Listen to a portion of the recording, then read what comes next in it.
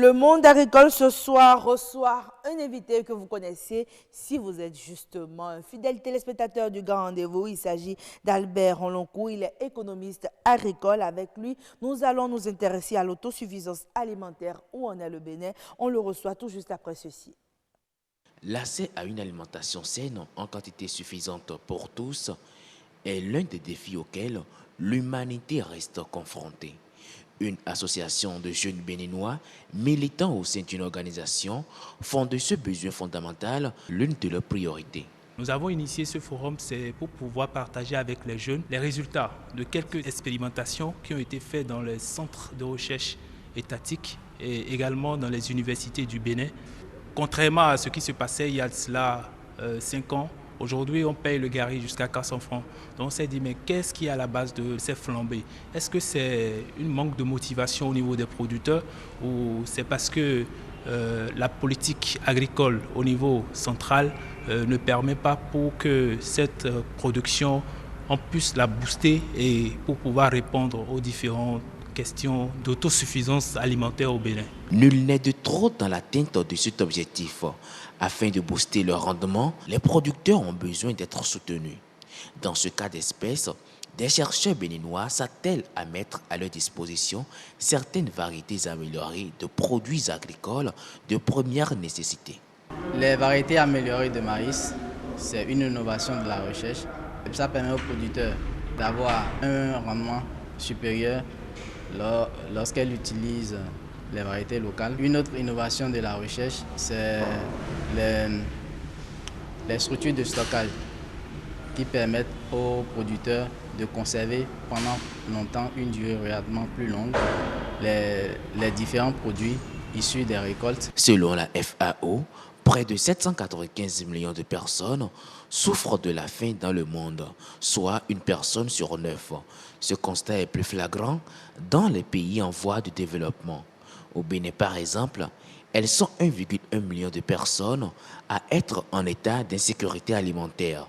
L'heure est donc grave et nécessite des actions concertées, même si certaines se présentent encore sous forme de perspective. Nous avons des actions en amont de la production et qui permettent d'augmenter en fait la productivité agricole. Il s'agit notamment de la mise en place des légumineuses, du soja, et il s'agit après de les aider à la mise en marché, les relations contractuelles avec le marché pour ne pas brader les produits et pouvoir les livrer à un bon prix. Les perspectives, c'est que d'ici l'année prochaine, la campagne prochaine, nous puissions avoir ici au sud du Bénin, donc dans l'Atlantique et aussi dans le plateau, près de 50 hectares de production de manioc. En tant que jeunes et que nous nous mettons en coopérative, on a la possibilité et la capacité de produire en quantité et à moins de coûts pour pouvoir répondre à l'autosuffisance alimentaire. La mise en œuvre effective de ces différentes actions permettra certes de juguler un tant soit peu la faim du Bénin. Mais il faut que les acteurs agricoles travaillent véritablement de concert. Voilà, tout le monde est donc appelé au travail pour qu'on puisse aller vers cette autosuffisance alimentaire. Machel Guettoro, bonsoir. Agnette Bello, bonsoir. Comment vous allez? Très bien, merci. Et chez vous? Le 1er août, il s'est bien passé? Avec toutes les couleurs possibles. Waouh! Non, mais on n'en a que 3. Hein. Si vous en avez inventé d'autres, vous n'êtes plus au Bénin, là, Machel Guettoro. Donc, on s'en tient aux 3 couleurs. Je ne sais pas si le monde agricole a ces couleurs propres. Ah, d'accord, ça, on vous le concède. Non, d'accord. Sur ce plateau, vous recevez Albert Onlonkou, il est économiste agricole et c'est lui, vous nous avez déniché pour ce plateau sur l'autosuffisance alimentaire. Exactement, on va essayer de voir si le Bénin, après 59 ans, a pu quand même faire un bon bilan en matière d'autosuffisance alimentaire. Bonsoir, professeur. Bonsoir, Machel. Comment vous allez? Ça va très bien. Bonne fête. Bonne fête aussi. D'accord. Oui. Alors, avec vous, on va faire l'exercice cette fois. Déjà, si aujourd'hui, on peut avoir une petite statistique sur l'autosuffisance alimentaire au Bénin, est-ce que le Bénin peut se dire déjà avoir fait un pas dans ce sens-là? Oui, bon, peut-être avant de venir aux statistiques, définissons ce qu'on appelle d'abord autosuffisance alimentaire. C'est clair, hein, tout le monde ne comprend pas toujours. Oui. C'est pour dire, est-ce que tout ce qu'on consomme au Bénin, est-ce qu'on arrive à produire ça? C'est-à-dire, on a la production locale. Maintenant, si on enlève les exportations, est-ce que ce qui reste arrive à nous suffire, à nous nourrir à l'intérieur? Bon, en termes terre à terre, ce que nous mangeons, oui. Est-ce que c'est ce que nous produisons? Est-ce que c'est nous-mêmes qui produisons tout ce que nous mangeons? Oui. Et quand la question est déjà posée comme ça, on voit que c'est très difficile d'avoir l'autosuffisance alimentaire parce que nous mangeons un certain nombre de produits. Donc, il se pourrait que nous ayons l'autosuffisance dans certains produits et même dégager du surplus pour l'exportation. Mais d'autres, on peut ne pas avoir l'autosuffisance alimentaire. On peut avoir des exemples, par exemple? Oui. Par exemple, nous avons l'autosuffisance en maïs, par exemple. Okay. Mais on est à la limite, on est autour de 100%. C'est-à-dire, quand on prend la consommation locale sur la production, moins plus les importations, moins les exportations, on est à 100%. Ce qui veut dire que pour le maïs, par exemple, on a l'autosuffisance alimentaire.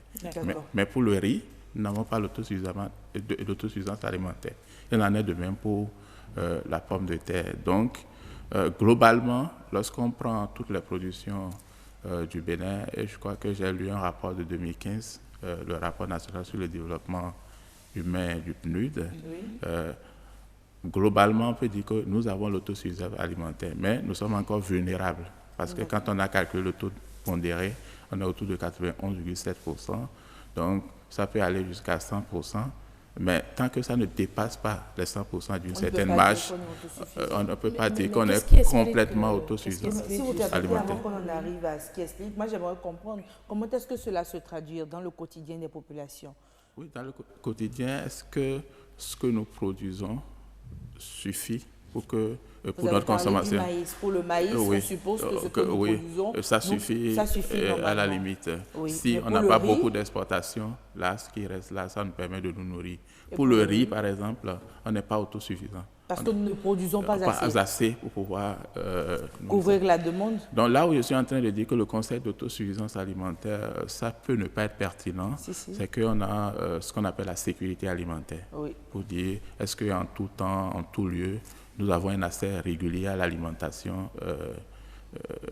Donc il y a l'accès en quantité, en qualité, adéquate. Que ce soit importé ou que ce soit exporté localement. Alors vous voyez, quand vous prenez ça comme ça veut dire que vous pouvez produire du coton par exemple, avoir des revenus et vous utilisez le revenu pour acheter. À manger. Et dans ce cas, on peut dire que vous avez la sécurité alimentaire. Mais vous n'avez pas l'autosuffisance alimentaire puisque vous ne produisez pas ça vous-même. D'accord. Donc, c'est en ce temps-là que je disais que c'est un peu difficile. On peut ne pas poursuivre l'autosuffisance alimentaire, mais ce que nous poursuivons surtout, souvent, c'est la sécurité alimentaire qu'on poursuit. Est-ce qu'en temps normal, nous disposons de ce qu'il nous faut pour être autosuffisants? Oui, globalement, on dispose de ce qu'on a. Ce que j'ai expliqué tout à l'heure, j'ai dit que l'autosuffisance, on l'a dans pour certaines denrées alimentaires. Par exemple, si je cite un certain nombre, on l'a pour la patate douce, le niébé et ses dérivés, l'arachide, l'igname, le piment, le manioc, le maïs, le soja, le mil et sorgho. Donc, on a l'autosuffisance pour ces aliments-là. Mais il y a d'autres pour lesquels nous n'avons pas l'autosuffisance. Comment se fait, c'est-à-dire les aliments pour lesquels nous n'avons pas encore l'autosuffisance, comment est-ce qu'on peut arriver à avoir l'autosuffisance puisqu'on a pu l'avoir pour d'autres aliments? Comment est-ce qu'on peut faire encore pour C'est là où je dis que la question est un peu difficile. Parce que le paysan qui produit le maïs, par exemple, il utilise sa main-d'œuvre et ses moyens pour produire le maïs. Si vous lui dites de produire d'autres produits pour lesquels on n'a pas l'autosuffisance alimentaire, tels que la pomme de terre, le riz, le poisson, le lait, la viande, si vous lui dites de produire tout ça, il est obligé de détourner les moyens qu'il utilisait pour le maïs pour ça.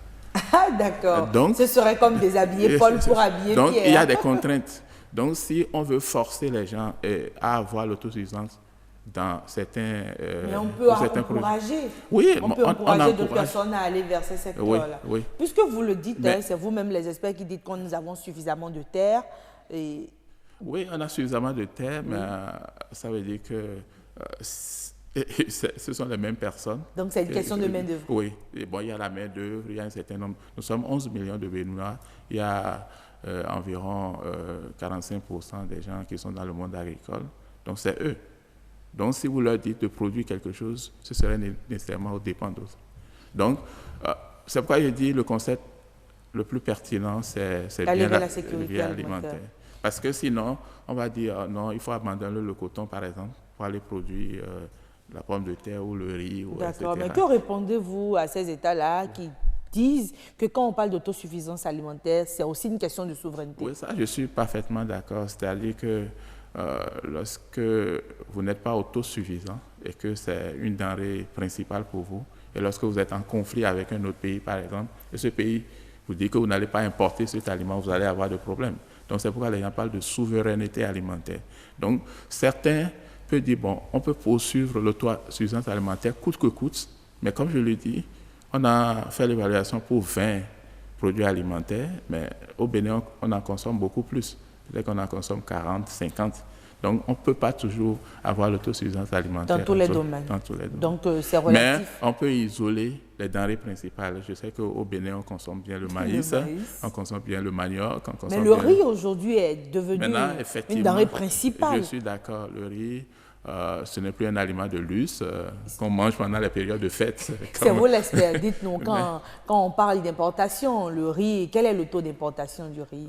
Le riz, bon, au niveau du riz, on a l'autosuffisance alimentaire à 25%. C'est-à-dire qu'il y a un écart de 75%. Qui est comblé par l'extérieur. Imaginez si on doit bloquer le port. Comment on fait pour manger le riz, Machel Gouettoro? Oui, comment on fait pour manger le riz? Et puisque moi, je veux savoir tout simplement, que faire maintenant pour quand même aller vers l'autosuffisance, tout simplement. Aujourd'hui, on a fait déjà pratiquement 60 ans. Nous sommes déjà en train de fêter les 59 ans. D'ici un an, on fera 60 ans. On n'est toujours pas autosuffisant. Comment faire maintenant pour développer davantage notre autosuffisance, que ce soit au niveau du maïs déjà qui est fait et au niveau d'autres aliments, d'autres denrées? Oui, bon, je ne sais pas si je me suis fait bien comprendre. Mais est-ce que c'est un objectif c'est ça. Est-ce que chez nous, ça doit être un objectif global ou bien un objectif pour certaines denrées? Oui. Et pour cela, pour le maïs déjà, on l'a. Pour le manioc, on l'a. Pour l'igname, on l'a. Mais je dis, nous sommes toujours vulnérables parce que si pour le maïs, le manioc, c'est 100%, on est à la limite.